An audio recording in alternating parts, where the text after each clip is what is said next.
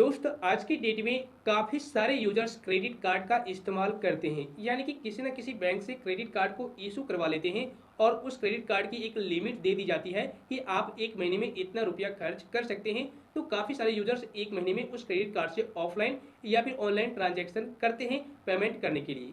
लेकिन बात ये नहीं है, मेन बात यह है काफ़ी सारे यूजर्स बार बार ये सवाल करते हैं कि भाई मान लो मुझे कंपनी की तरफ से या फिर इस बैंक की तरफ से क्रेडिट कार्ड दे दी गई है और इसका जो लिमिट है 50,000 का है, फॉर एग्जांपल 50,000 का है।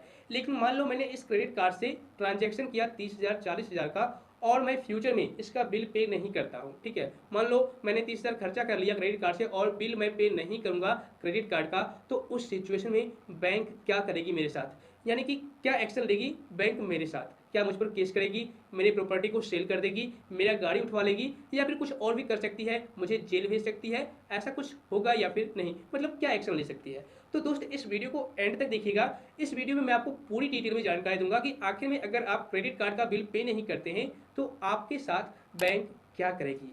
सो वीडियो काफ़ी ज़्यादा इन्फॉर्मेटिव होने वाली है, वीडियो को लाइक और शेयर जरूर कीजिएगा। तो चलिए शुरू करते हैं। तो दोस्तों सबसे पहले मैं आपको एक पॉइंट क्लियर कर दूं, आखिर में कोई भी बैंक किसी भी यूजर्स को, किसी भी कस्टमर्स को क्रेडिट कार्ड कैसे देती है, क्यों देती है। तो मैं आपको यहाँ पर बता दूं, अगर आपका ट्रांजैक्शन हिस्ट्री बैंक में सही रहता है, लेन देन आपका सही रहता है, आपने फ्यूचर में कभी लोन लिया था उसको आपने टाइमली पे कर दिया है या फिर आपने लोन भी नहीं लिया है, आपका वहाँ पर ट्रांजैक्शन सही है, अच्छा खासा अमाउंट यहाँ पर ट्रांजैक्शन हो रहा है आपके अकाउंट के जरिए हर महीने, तो उस सिचुएशन में आप पर ट्रस्ट करती है बैंक और आपको एक क्रेडिट कार्ड प्रोवाइड कर देती है अगर आप अप्लाई करते हैं तो, यही सोच करके कि यह जो बंदा है मुझे हर महीने बिल पे कर दिया करेगा, ठीक है ना, ये सोच करके आपको क्रेडिट कार्ड दे देती है। लेकिन मान लो अगर आप क्रेडिट कार्ड का जो रुपया है यूज कर लेते हैं कहीं पर भी और उसका बिल पे नहीं करते हैं तो उस सिचुएशन में बैंक क्या करेगी, इसको भी समझ लीजिए। तो दोस्तों जैसा कि मान लो अगर आपने क्रेडिट कार्ड इशू करवा लिया और उसकी जो लिमिट है वो 50,000 की है, ठीक है, और आपने 40,000 रुपये क्रेडिट कार्ड से खर्च कर दिए, किसी भी तरीके से कहीं पर भी आपने खर्च किया हो, इससे बैंक को कोई भी ज़्यादा जरूरी नहीं है कि आपने कहाँ पर खर्च किया है, ये पूछताछ नहीं करती है। लेकिन हाँ, आपने खर्च किया है तो भाई उसको चुकता तो करना पड़ेगा, ठीक है, क्योंकि बैंक जो है एक लोन के तौर पर आपको देती है कि आप इस रुपये को यूज कर सकते हैं कहीं पर भी और 45 टू 48 डेज के अंदर अंदर विदाउट इंटरेस्ट, यानी कि आपको एक भी रुपया इंटरेस्ट देना नहीं पड़ेगा, आप मुझे प्रिंसिपल मूलधन लौटा दीजिए टाइम के अंदर, अदरवाइज आपको पेनाल्टी पे करना पड़ेगा प्लस में इंटरेस्ट भी देना पड़ेगा, ठीक है। तो मान लो अगर आपने इस महीने अपने क्रेडिट कार्ड से 40,000 रुपये खर्च कर दिए, ठीक है, तो इसका तो बिल अगले महीने जनरेट होगा, तो बैंक आपको अगले महीने आपके क्रेडिट कार्ड का बिल जनरेट करके देगी कि भाई आपका जो क्रेडिट कार्ड का बिल है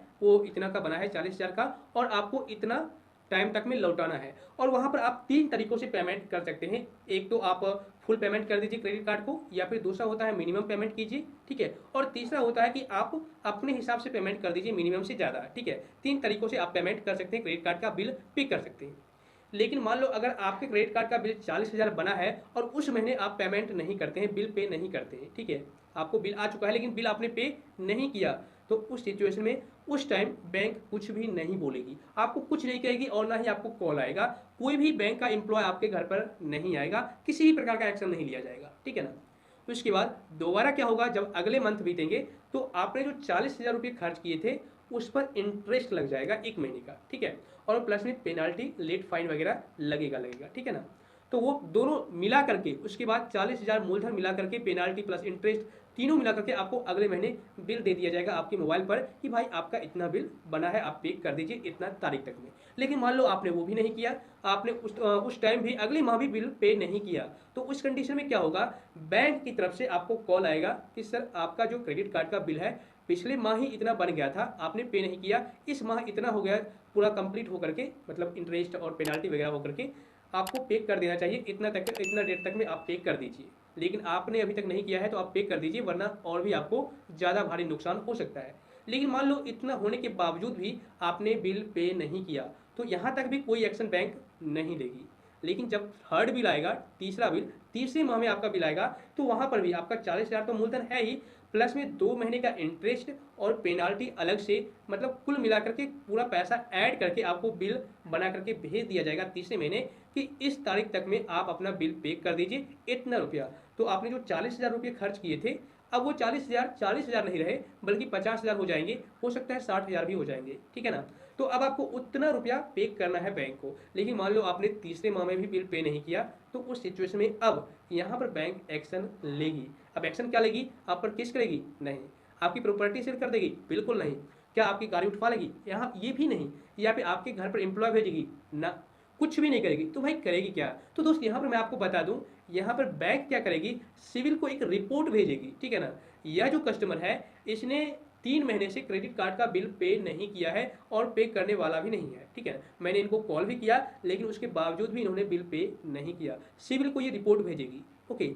उसके बाद बैंक ये भी सिविल को बोलेगी कि आप इनका सिविल स्कोर घटा दीजिए, बिल्कुल पुअर कर दीजिए। ओके दोस्त, मैं आपको बता दूं, सिविल आपके नॉर्मल लाइफ में एक बहुत ही बड़ा रोल निभाता है, ठीक है ना। अगर आपका सिविल सही नहीं है, आपका क्रेडिट सही नहीं है, तो भाई आपको फ्यूचर में कभी भी ना तो क्रेडिट कार्ड मिलेगा और ना ही आपको लोन दिया जाएगा, ठीक है ना।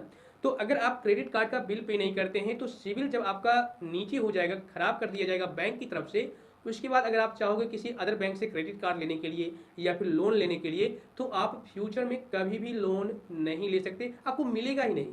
और क्रेडिट कार्ड भी आपको नहीं मिलेगा, किसी भी बैंक में नहीं। आप अपने भविष्य को खराब कर दोगे, ठीक है ना। उसके बाद दूसरी बात, यहाँ पर एक सेटलमेंट का भी ऑप्शन आता है। अगर आप बिल पे नहीं करते हैं तो उस सिचुएशन में बैंक आपको कॉल करके बोलती है कि आप किस वजह से पैसे पे नहीं कर पा रहे हैं, क्या आपके पास पैसे नहीं है या फिर कुछ और बात। तो मैं आपको एक सेटलमेंट करता हूँ कि आप जो है प्रिंसिपल ही जमा कर दीजिए, यानी कि आपको मैं इंटरेस्ट माफ कर देता हूँ, मूलधन ही आप जमा कर दीजिए। और मूलधन में भी आपको ये बताया जाता है कि अगर आप एक बार में इतना रुपया जमा नहीं कर पाते हैं तो आप 2 बार में जमा कर दीजिए, ठीक है। लेकिन अगर आप उस सिचुएशन में भी पैसे बिल पे नहीं कर पाते हैं क्रेडिट कार्ड का, तो आपका क्रेडिट कार्ड थर्ड मंथ में बैंक जो है ब्लॉक कर देती है। उसके बाद आप उस क्रेडिट कार्ड को कहीं पर भी यूज नहीं कर सकते हैं। साथ ही साथ आपका सिविल स्कोर बिल्कुल खराब कर दिया जाता है सिविल को रिपोर्ट करके, ठीक है। उसके बाद आप फ्यूचर में ना क्रेडिट कार्ड ले सकते हैं और ना ही लोन ले सकते हैं। और अगर एक बार आपका क्रेडिट स्कोर सिविल स्कोर खराब हो जाएगा तो भाई आप सिविल स्कोर इंक्रीज करने के लिए आपको बहुत सारी मशक्कतें करनी पड़ेंगी, फिर से सेटलमेंट करना पड़ेगा उस बैंक से जहां पर आपने क्रेडिट कार्ड लिया था या फिर पैसे ले लिए हैं लेकिन चुकता नहीं किए हैं, तो वहां पर सेटलमेंट करना होगा और कई सालों के बाद शायद आपका सिविल स्कोर फिर इंक्रीज होगा, ठीक है ना। तो यहाँ पर बैंक आपको कोई लीगल एक्शन नहीं लगेगी, आपको जेल वगैरह भेज देगी, ऐसा नहीं है। आपका सिविल ही खराब कर देगी, फ्यूचर में आप लोन नहीं ले पाएंगे, होम लोन हो, कार लोन हो, एजुकेशन लोन हो, किसी भी प्रकार का लोन आप नहीं ले पाएंगे। और साथ ही साथ क्रेडिट कार्ड तो भूल ही जाइए, ठीक है ना। तो भाई मैं आपको यही बताना चाहूंगा इस वीडियो के माध्यम से कि आप जब भी क्रेडिट कार्ड को यूज करें, इशू करवाए और उसके बाद यूज करें, तो उसका जो बिल है टाइम पर पे कर दिया करें। उतना ही आप यूज करें जितना आप अगले महीने पे कर सकते हैं, अदरवाइज क्रेडिट कार्ड इशू ही ना करवाएं। दोस्त मुझे उम्मीद है अब आप लोग अच्छी तरह से समझ गए होंगे। इसके बावजूद भी अगर आपको किसी भी प्रकार का डाउट है, कंफ्यूजन है, तो आप मुझे नीचे कमेंट कर दीजिएगा।